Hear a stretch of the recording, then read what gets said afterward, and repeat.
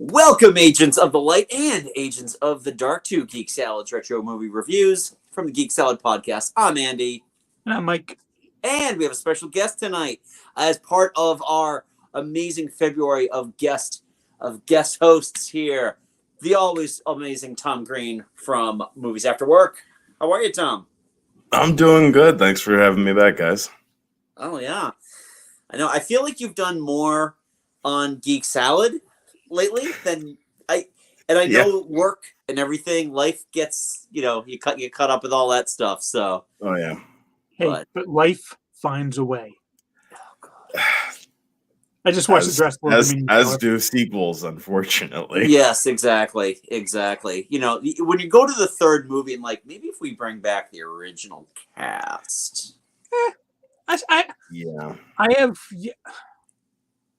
Well, no, I didn't much care for the second movie, but pretty much the rest of them, I enjoyed to a certain amount. Yeah, it's gonna be like, it's almost like I can already hear people complain. Why didn't they just do like the deep fake CG characters of, Alan, Ellie, and Ian?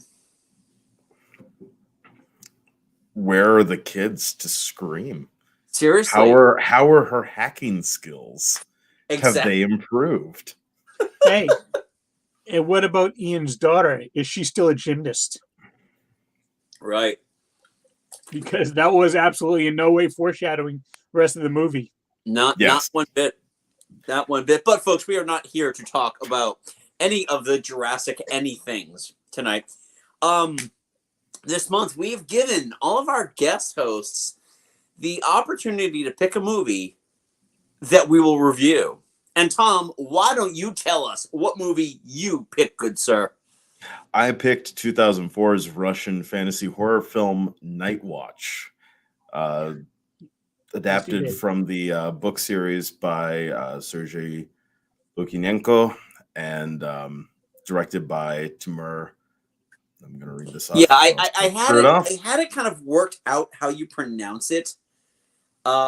It's Bekmambetov, Timur Bekmambetov. Yeah. Known in the States for directing the Angelina Jolie action movie Wanted. This film and its sequel Daywatch are what got him that film. Yep. As well as the Abraham Lincoln Vampire Hunter. Yep. And to be fair, Wanted is also what kept the third movie from ever being made. Yes, very true. I don't see. I mean, it's been forever since I've seen Wanted. I'll be honest, I haven't seen Daywatch, and it had been years in between my first viewing of Night Watch, and then watching it again this week. Thomas picked a Russian movie, and I picked Airplane 2, the sequel. Can't wait to see what comes next. Oh, you'll just have to wait, good sir. You guys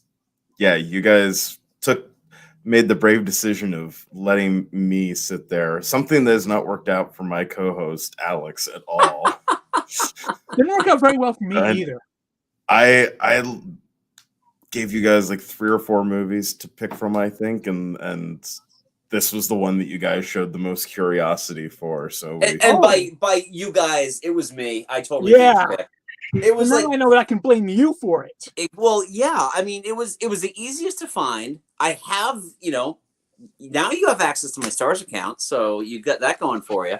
Yeah. You find all the other stuff. You will be able to watch Spider-Man No Way Home home whenever it hits. So, Tom, what is your background with this movie? Why did this end up in the picks? So back when this movie was coming out, it was right around it was 2004. So the ease of finding stuff on the internet was expanding. So for young movie nerds that were looking for trailers and stuff like that, all of a sudden there was this boom of ease because you had things like IMDb was starting up. There was at the time, very popular website, countingdown.com. You had a bunch of stuff like that was just going, here's all the trailers, here's all the news, the casting announcements, everything. and I came across the trailer for this movie and was fascinated. Yeah. Didn't really feel like anything I had ever really watched before. Had a lot of really interesting visuals in the trailer alone. And so I was just like, okay, I want to see this. And then couldn't find, I was at the time I was living in Sterling, Virginia, and could not find it at any theater playing near me. Yeah. Including the one I worked at. We had a poster for it, and I kept that poster until moving shuffles out of LA made me lose it, sadly. But we got the poster, but we never got the movie. So I watched the movie when it came out on DVD. I just bought it sight unseen, watched it and fell in love with it, and then read the book series and been reading the book series all the way until the final book came out. And so this movie's always been one of those ones that I try to like poke and prod people into watching, because I'm literally talking to the only other two people that I'm confident have seen this movie that I know. That's really interesting. I didn't know you lived in Sterling, Virginia either, because I lived in McLean for a few years. Oh. Not McLean, I'm sorry, Vienna, which is right next door. So yeah. Yeah. So in the same neighborhood, but about 10 years apart. Yeah, that big Regal cinema they have in Sterling in the shopping complex. Yeah. That was my first job, was working at that Regal in 04 and then in 06. Interesting. Yeah, I saw this was one where the first time I had any interest in seeing it, it was through trailers. I had back when I used to use an iPod, iTunes actually had, like, you could connect and watch movie trailers, and it was I would find all these really cool trailers that I didn't have to go hunting for. So getting those and seeing, I saw this, and it was the story seemed really cool, and then there was that image that shows up kind of early on in the movie where the little boy is staring into the mirror, and like the vampire who is invisible is just like messing with him, and I'm like, oh, I gotta watch this thing. Yep. And the hairstylist didn't come to the theater. I ended up getting this back when I used to get DVDs from Netflix, and I watched it, and then I hadn't touched it since like 2006. And going back and rewatching it, I'm like, I don't remember this movie being as spastic as it is. It really is. There is so many like quick shot, edit, cut, snap, move back. I didn't recall that from watching this movie the second time. Yeah, well, and this was at a point where Russia really did not have money for a film industry. The success of this film made it so Russia could continue to make films. It became a big deal of this movie was that it saved the Russian film industry, kind of like how Nightmare on Elm Street saved New Line Cinema. Right. So, yeah, a lot of this movie is made out of sort of guerrilla indie filmmaking style tactics, despite having a semi-budget for all the visual effects that are in it. Yeah. And Mike, this is the first time you'd heard of or seen this movie. Oh no, I'd heard of it. I had heard of it. I just never deigned to watch it until I had to watch it. So I watched it on Tuesday. Yep. And this movie is very Russian in that it felt like a Russian winter. It was long, it was cold, and it was dark. You know what? There was actually something comforting in the fact that there is, I'm going to go on a limb and say there is no chance that an American filmmaker will remake this series of movies. It's very much a product of the Russian film industry in general. I do appreciate when they use properly accented dubbing actors. Because we got it on Stars, we had to watch it dubbed. But you know, it's apart from me just being an asshole with the way that, you know, I pronounce all things with that thick Russian accent. It was the armies of darkness and the armies of light. So I appreciated that. It very much like the dub acting for Squid Game, I thought was really kind of on par with that, where they got decent voice actors. And again, a lot of that's because I don't have the attention span to be able to read it. It has nothing. I would prefer watching them subtitled, but most of the time I have a monitor on while I'm working. So yeah. So that's how I watch a lot of movies too. Just background noise. So yeah, let's have a conversation about this then. Mike, I know you were texting me throughout this thing like, oh man, Anton's an asshole, and this is going on, and this is going on. What did you like about this movie? What was a positive thing you can say about this movie? It's not a bad movie in that it was made very aptly for, you know, the budget that they had, and it did have a lot of interesting concepts. That's all I got for good. Okay. It wasn't a bad movie, but it was thoroughly unpleasant. There was not a single likable character in it. There was a lot of unlikable people doing unlikable things in an unlikable way. I didn't have fun watching this movie at all. I'm sorry, Thomas. This was not a fun movie for me. I will never be of the belief that people have to agree with my opinion on films. Like I was saying to some people today, because of all the stuff with the Oscars, I believe it's important to emotionally react to a film, not how people react to the film. Right. Like I would rather, you know, I'm going to have emotional reactions to the things that happen in this movie, not whether or not everyone else likes this movie. I don't expect everyone to. I mean, and yeah, the book series was written by a Russian philosopher. There was never a chance that this was going to be sunny or positive or happy. Right. You know, it's Russia, where their comedies are our Ozarks. It's the way it is. And for me, that works. Yeah. And it's not going to be everyone's cup of tea. All right. And I don't know if you guys knew this. I actually took Russian in high school, and as my foreign language. Now, I have no retention for foreign languages, so I don't remember much of it. But I did immerse myself in it because, I went to high school during the Cold War. So we did get a lot in our social sciences about Russian culture, and several of my friends in high school were actually emigrants from Russia. So I got a lot of that. Now, obviously, that was the pre-fall of the Berlin Wall, pre-Glasnost and all that. But I had a good appreciation of the setting of the movie.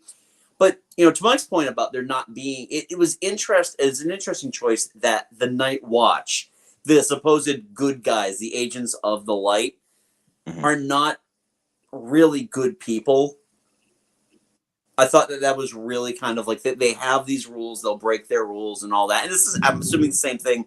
I don't think I actually watched Daywatch, so I'm not sure if I don't know how that fits into this.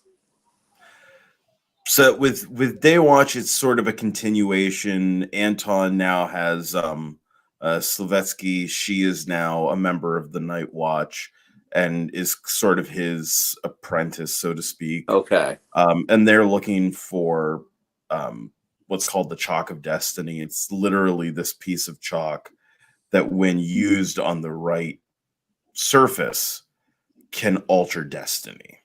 Oh. Okay, so you can. He's trying to get his son back. Yeah, right.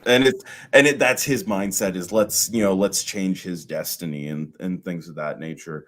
Now, and this again, I'm helped by the fact that I've read all the books, obviously. Okay.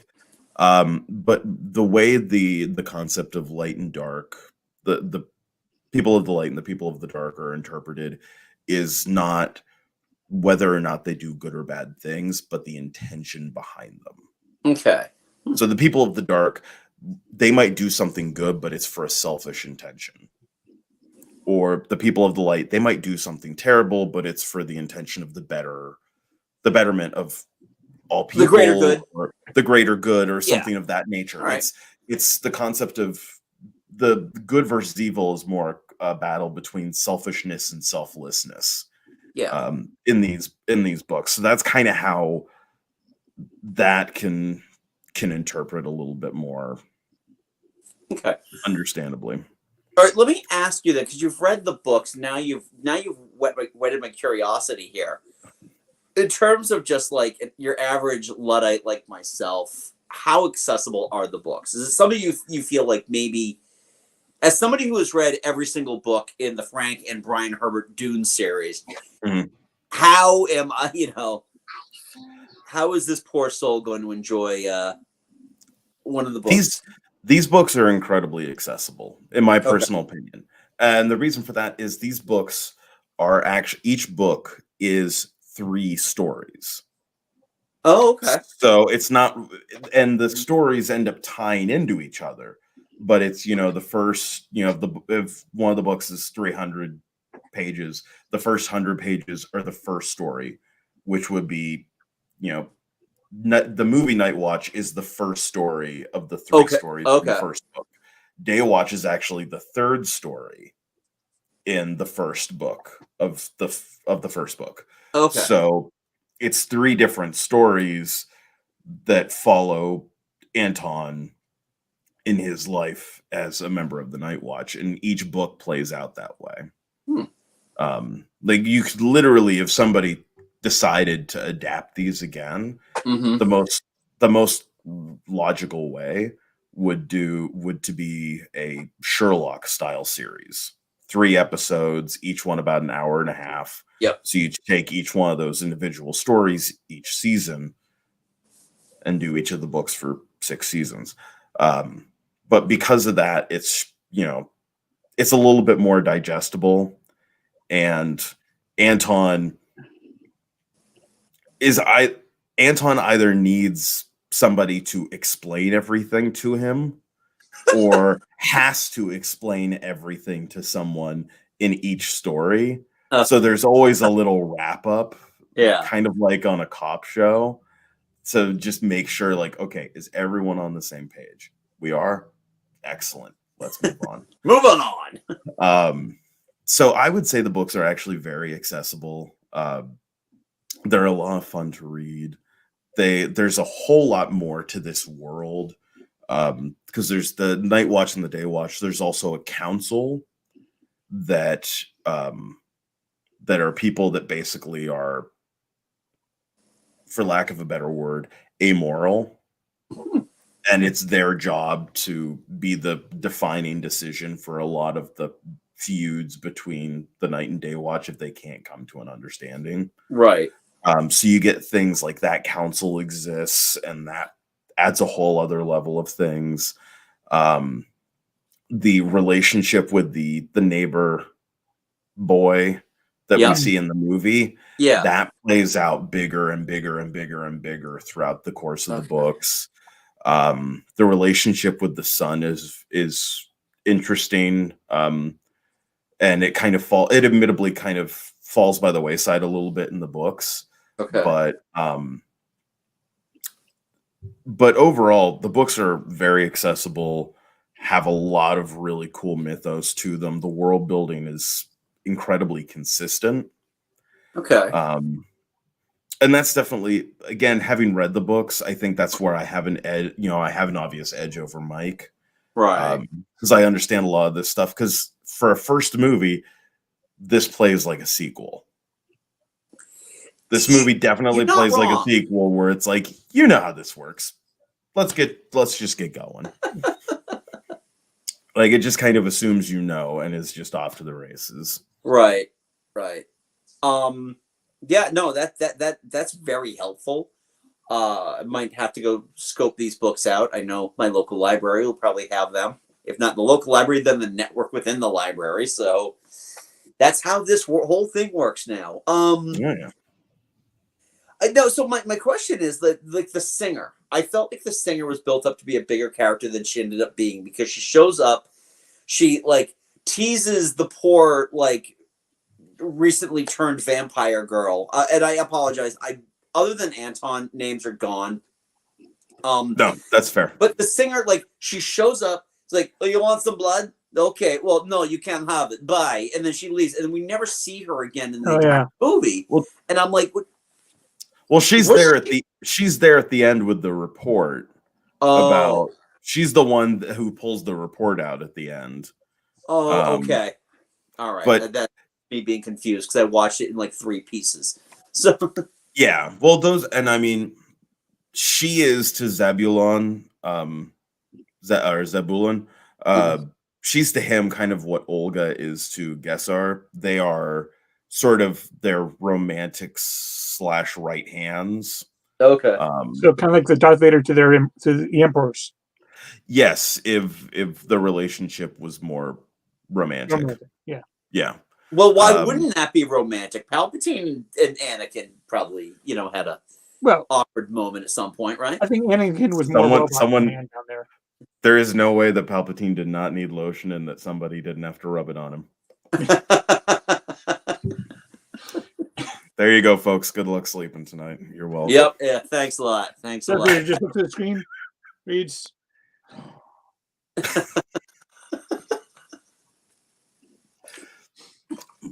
But yeah, I mean, this movie, it's very sporadic. It's very in your face. And yeah, for me personally, I really like it. It's this movie is sat in my top 100 favorite films for years and years and years. But it's also one of those ones that I know can be a very hard pill to swallow. I think like I would, if I was going to refer this movie to somebody, not Mike, because Mike's already watched it now. But if I was going to tell somebody else, I would just say, okay, take from it what you will, but it's a lot. Mm-hmm. I think it's probably, and I think it's a fair assessment because, again, it's the way that Menkoff did film this thing. He wasn't, there's no subtlety in this movie at all. No. And I mean, it's kind of odd that he hasn't found more work in the States because Wanted was a huge hit. Mm-hmm. I haven't seen Wanted since it came out, so I don't remember if it's actually any good or not. It's fine. It's got its highs and lows. Yeah, okay. And then I actually didn't mind Abraham Lincoln Vampire Hunter. The book is phenomenal. And who knows, maybe he could be the one who directs Unholy Night, which is the third Seth Grahame-Smith book that has not yet been made into a movie and is probably his best book. Would not be a terrible choice. It would not be, no. I don't know if you've read that book or not. No. Oh, no, I haven't. I just figured I'm looking through to see what our man's been up to. And yeah, I can tell you exactly why he kind of disappeared off the face of the earth. In 2016, he made Ben-Hur.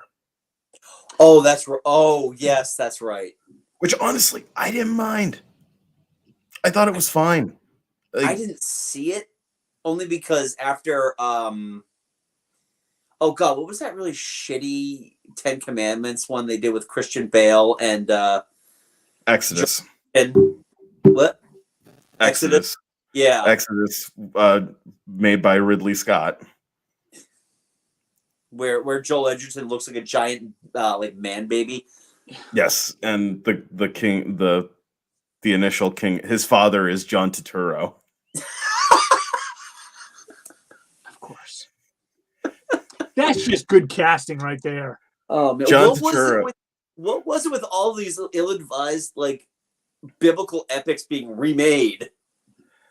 Well, the 2016 Ben-Hur, I don't know why. It was probably MGM trying to do like a last-ditch hard swing to the fences to keep themselves financially strong. Yeah. Didn't work With out. the Exodus one, it was like Exodus and Noah and a bunch of other. Yep. It was a weird time where we were going to try to cash in on biblical stories as historical epics. Right. That's going back to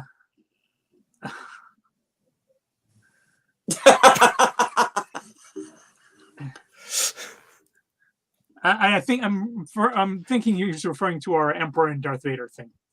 Yeah. Yes, he is. He absolutely is. But Lord anyway, Vader. getting back to Night You're Watch. just gonna hear that now and just like. Getting back to Night Watch. Another thing that's just like kind of bugging me about the movie is that outside of Gesser and Zavalon and like their right hands, most of the members of Night Watch and Day Watch are incredibly stupid. I mean, you got the bear and the tiger, I guess her name was. Bear, tiger.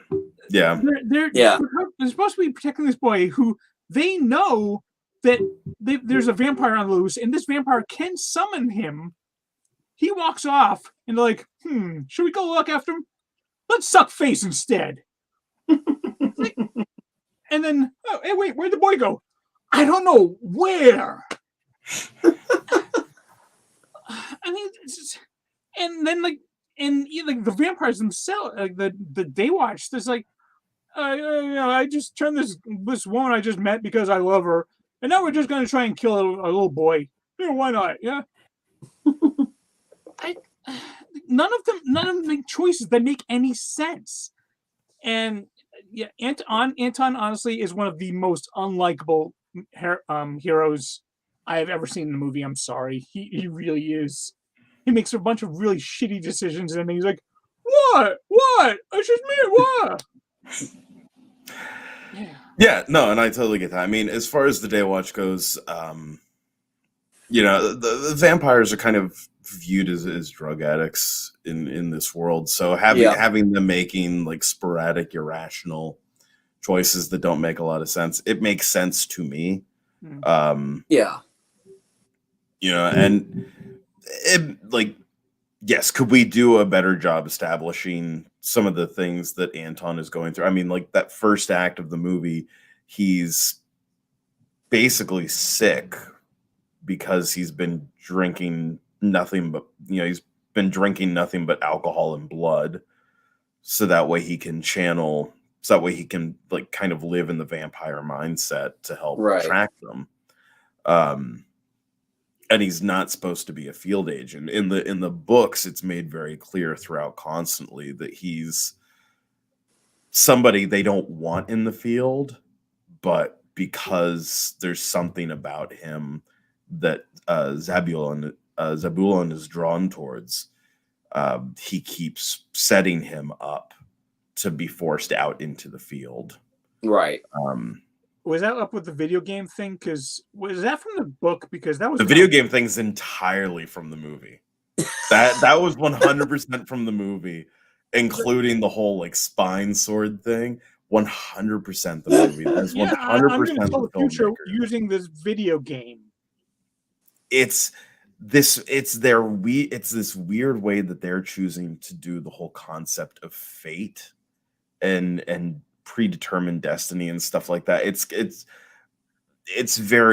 is absolutely very strange, and I think it's the most up for interpretation thing about this film. It's also what ages this movie the most, quite honestly. I think that because the movie is, I mean, Russian styles don't advance as much, so like Anton's look wouldn't look out of place now. Most of the characters' their looks would not look out of place now, especially in another Russian set movie. But those graphics in that video game are pure PS1.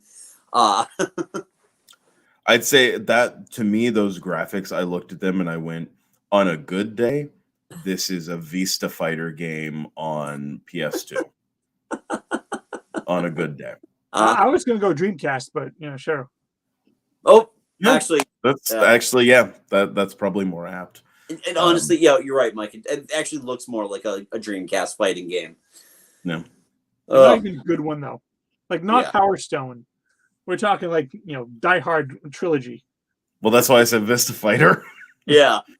Like, I still remember those games and their design and just just the clunky controls. I mean, all in all,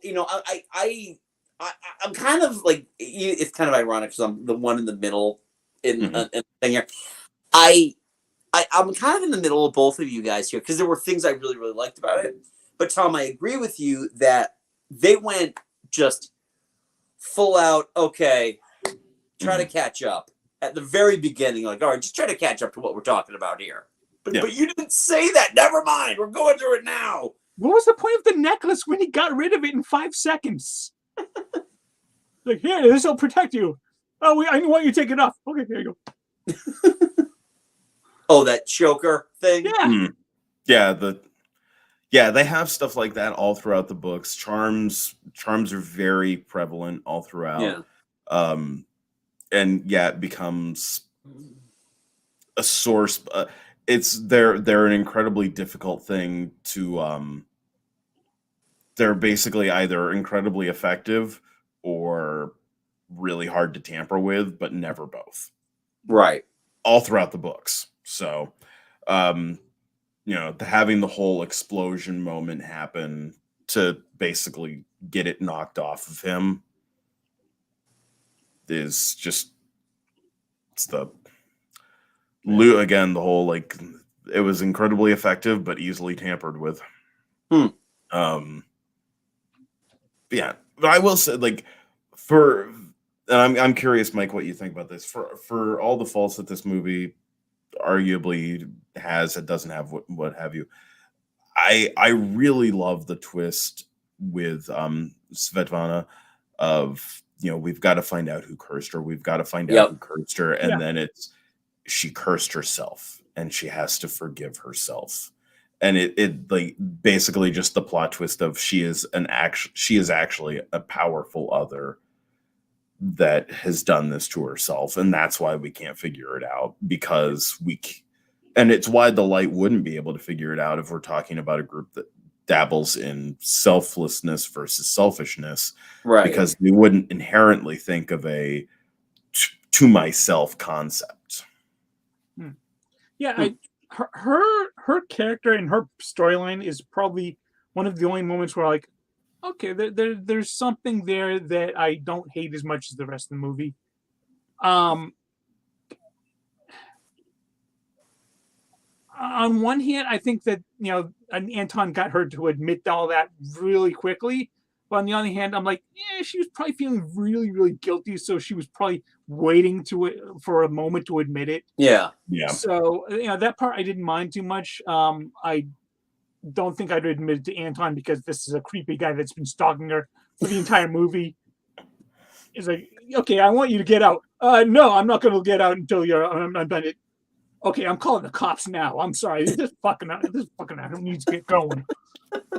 Yeah, but they also acknowledge that others, even if you're not aware of it, you kind of are aware of what's going on around you. So if she's feeling this off energy that exists and feeling a connection to him because of it, then her trust in him is going to go up. Yeah. Right.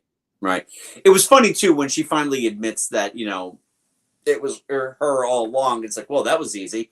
And you almost forget that there's another plot thread that needs to be resolved before we can even get into the sequel. And that's it's like, oh wait, we're not done yet. I thought this was over. Yeah, and it was really kind of trying to juggle a lot of things in that third act. Oh yeah, it's the movie absolutely could have done. I mean, I know you said it felt like it went on forever, but it's a movie that could have done with another 30 minutes. If nothing else, just to add a little bit more for people, for the flow of it. Yeah. With with another 30 minutes, they might have been able to adjust the pacing in a way where a longer film didn't feel as long as this one for you. Yeah, one thing I did text Andy was I've got about half an hour left. I'm hoping that this movie has 10 minutes of credit, so there's only 20 minutes left. Or it's like Disney Plus only where they 8 tack on the time with all like the credits for every And it turns voice out there were 8 actor. minutes of credit, so I had to suffer for 2 more minutes.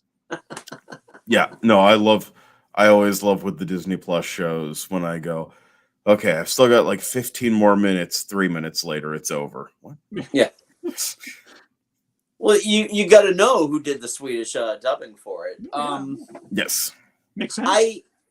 You know what though? I mean, the more I think about it, and Tom, you brought up a really good point about how does it? I mean, it might not translate, to an American film, but I feel like if you could find a streaming service, or even, I mean, hell, I don't know how much like a Masterpiece would want to handle something like this, because with how Masterpiece does like the regular things, their mysteries and all that. Yeah. Actually utilizing a European crew and doing it Sherlock style, it might work, even if it's 6 parts, 2 parts per book, so you get that like 2.5 hour long story that makes it feel, is longer but doesn't make it feel as long, because you're actually like you're given breathing room. Yeah, that could work. I could see that. I've done more than enough thinking in the last 2 years about like properties that really just need to be on streaming services and not just cut down to a 2-hour movie. Dude, yeah. I'm currently reading John Christopher's The Tripods series to my son. Oh yeah. I used to watch. I read those when I was back in high school. Yeah. Oh, they're Great really series. good books, and apparently Disney owns the rights. And what the hell am I waiting for? I thought. Well, it's like a BBC series or something. It was, and it was like 70s Doctor Whovian bad in terms of its special effects. Oh, it's I watched like 2 episodes and I'm like, oh, you shot with natural light, didn't you? Oh, it's one of those things where like my I think it was my dad who had seen it, who was just like, yeah, they've adapted this. Don't watch it. Just like plain and simple, straight to the point. Well, I'm actually going to show it to my son after we're done with the books, because I'm actually interested in seeing how he can interpret what he has been read. He has a full picture in his mind already what the first 2 books are. And they only made the first 2 books into the TV series. They never finished the 3rd book, Pool of Fire. Oh, and they didn't play with the 4th prequel book? No, and I don't think I'll be reading that either. But that the Chronicles of Prydian. It's like all these things. Yes. I just finished reading him that. How good are those? Those books are so good. Those books are so good. They make me more and more furious about the animated movie. Yeah, exactly. Well, I mean, we watched that one. Tom was here to review it with us. Yeah. I think I literally read the books. I literally came just to go, the books are so damn good. How do you screw it up? Yeah. How do you screw this up? It was like there were characters missing. Wholesale characters. Why were the heroes there? Because they didn't do anything in the movie. Well, why? What's even more confusing to me is you're looking over at New Line Cinema doing Lord of the Rings and just changing the game. You're looking over there and seeing Warner Brothers do Harry Potter and going, well, it's a choice. How do you not go, hey, we've got Chronicles of Prydain. We can do 5 movies to cover this whole thing. None of these books are very long, so we can cover these in a decent length, do all of these, and be good. How do you instead go, how do we make Narnia even more boring? Let's make people realize the narrator is the most interesting voice in the Narnia books by removing it. How do you make that choice? I don't know. I don't know, but hey, Isn't there like a plan to make those into like a series or something like I've that? heard. I heard Honestly, they it's lost the rights, and that they don't even technically have the rights to the books anymore, just to their Uh, movie. just went on to the Chronicles of Pride and Wikipedia here. March 17th, 2016, Variety confirmed that Walt Disney Pictures had reacquired the film rights, The Chronicles of Pride, and with the intention all right. to adapt the book series into an epic motion picture series, more attuned to Lloyd Alexander's high fantasy world.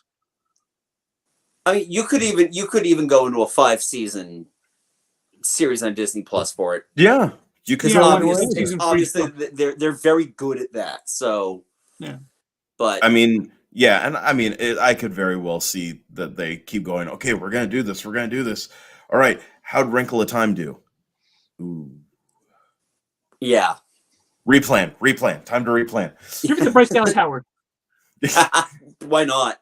So, all right. So one last thing about Night Watch before we wrap. Okay, so we've said it's a pretty safe bet that no one would ever remake this movie for an American audience. But think of who, first of all, the worst possible person to make this movie, Michael Bay. based on having seen it once and going, I can do that, and I can do it even better. Michael Bay. Vin It was Diesel. Michael Bay? Huh? I'm going Vin Diesel, casting himself as Anton and being a producer. Oh God. Okay. I was gonna say Zack Snyder for this one because it's dark. People do think your protagonists do things for selfish reasons and are allowed to get away with it. Yeah, this actually would be right up Zack Snyder's alley. Oh my God! He's too busy with Rebel Moon, his entirely original idea about recreating A Bug's Life, Magnificent Seven, Seven Samurai, The Three Amigos, the three. The Three Caballeros. Yeah. It's literally, I read the plot synopsis and I went, oh, that's why they rejected it, because they've done it. They've done this 50,000 times, and it essentially is Star Wars words. Yeah. The thing is, though, Night Watch, the concept. I mean, if you just break down the concept to its original, just the bare minimum, Mhm. there's nothing inherently Russian about it. No. It's this is the forces of darkness constantly in this very shaky truce. That concept could be done pretty much anywhere, even in America. Yeah, you could set the concept wherever you wanted to. I mean, if you wanted to go for honestly, I think if you wanted to go for in style, in tone, out there as all get out, Darren Aronofsky. Oh yeah. Like, I think he could have a lot of fun with this. I can see that. I agree. I like that. I think he could have a lot of fun with what in the movie is called the gloom, in the books is called the twilight.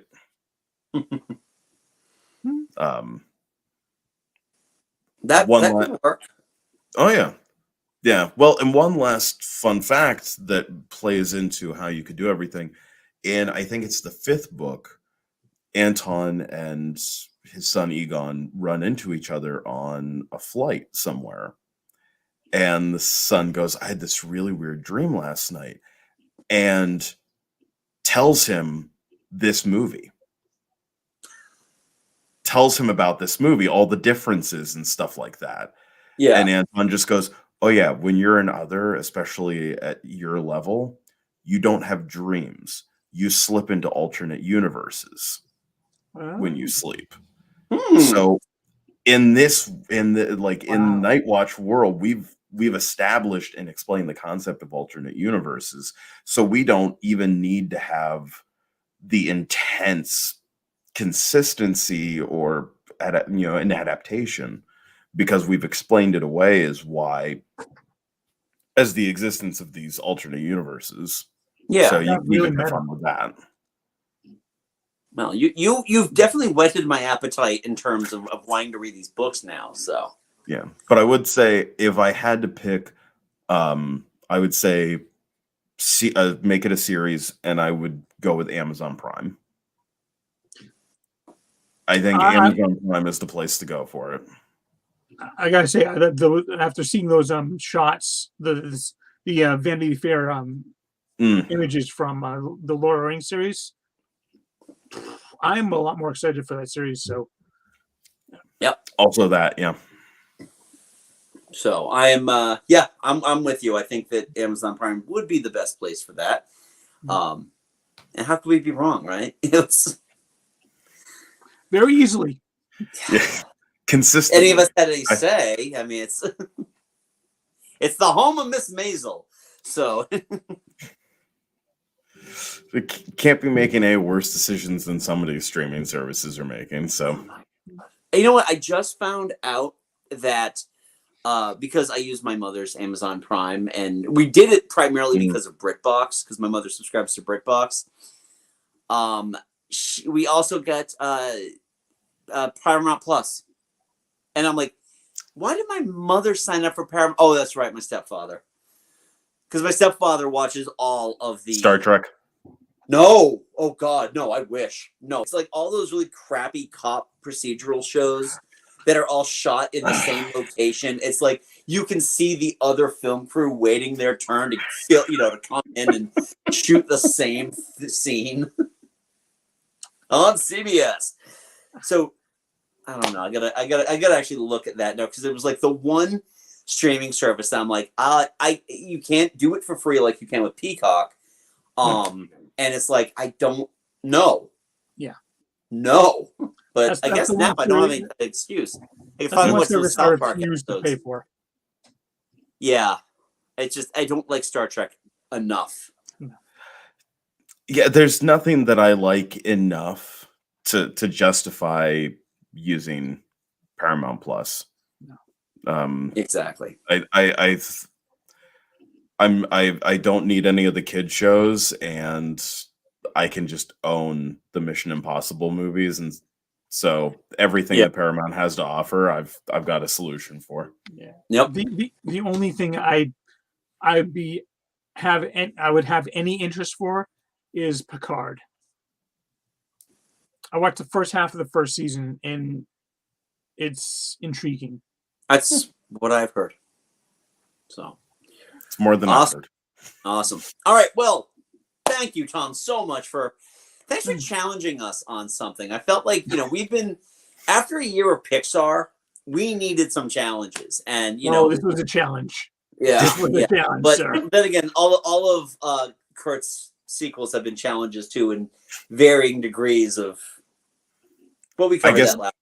Yeah, I guess that's the question. What do you watch? This or Caddyshack 2? Oh, I definitely watched this a second time. I don't think I can get through Caddyshack 2 again. At least there was something interesting to watch on the screen, even if I wasn't following the story. Visually, this movie is excellent, and I just watching Jackie Mason make the same tired Jewish jokes again and again and again. That Okay, Thomas. I would watch this. I'd watch this over Caddyshack 2. But I would not Airplane 2. I would put them both down and watch Airplane 2 in a heartbeat. That having to choose between those two movies was like reverse Sophie's Choice for you. You were really struggling with that call. Do I want to have a comedy that offends me? Or do I want to have a movie that's no fun at all? Hey, think of it this way. Why? Two movies that are no fun at all, but at least one of them's not trying to be fun.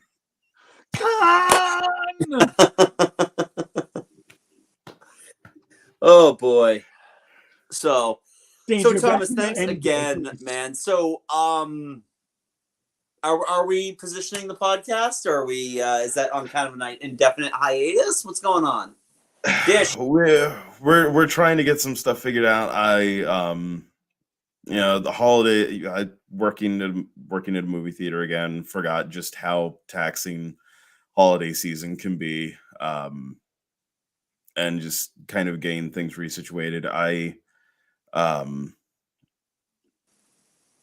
was trying to get, and I did a play last December, and Nice. Yeah.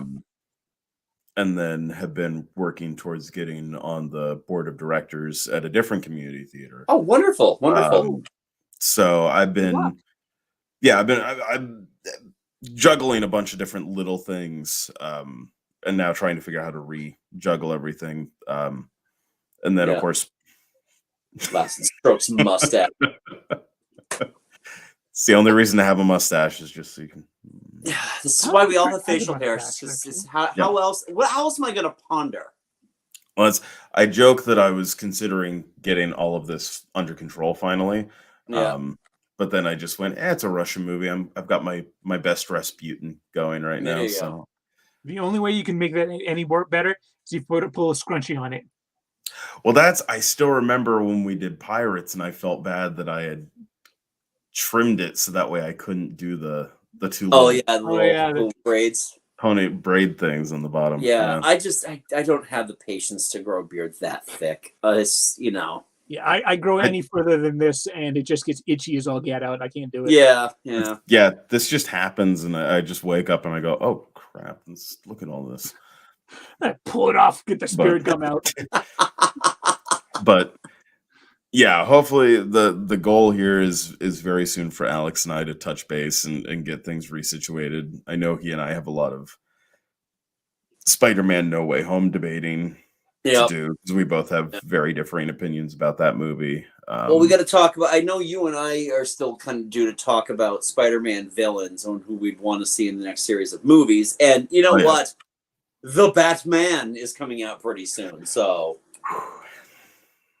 the movie that I swear to God, if I see Martha Wayne walking around with a pearl necklace on, I will get up and walk out of. But how else would you know the origin of Batman? Right. Come on. The funniest thing was that this week Robert Pattinson was like, the opening of Batman is going to be so next level. Really? So what, your parents aren't going to die? He's going to kill his parents. It's going to be so next level. Okay, what's the opening going to be? We're not going to make you hear the origin story ever again. That would be pretty next level. Yeah. Until the sequel. God damn it. No, they're gonna be leaving like an Eyes Wide Shut party or whatever the hell the plot contrivance is for that. Having left Bruce in a lobby somewhere and then walk into, because apparently that's what the Waynes were doing, or some shit.